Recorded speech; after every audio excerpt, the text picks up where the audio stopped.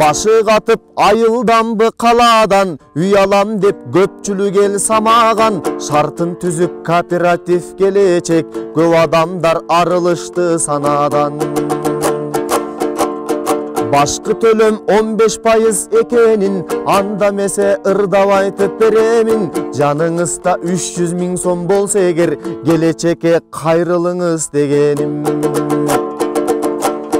600дөн ашык адам үй алып, мына бүгүн алар турат кубанып. Келечектен үй алам деп жакында, кел тууганым биз да үмүт кылалык.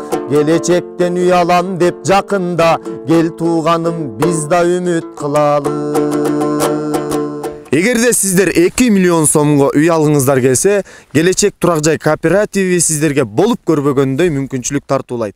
Башкы төлөмү болгону 15% болгондуктан сиздер 300 000 сом төлөп, өзүңүздөрдүн кезегиңиздерге турсаңыздар болот. Ал эми өз кезегиңиздер келгенде, Келечек турак жай кооперативи 85%-ын, тагыраак айтканда 1 700 000 сомду 7 жылга пайызсыз бөлүп төлөө жолу менен каржылап берет.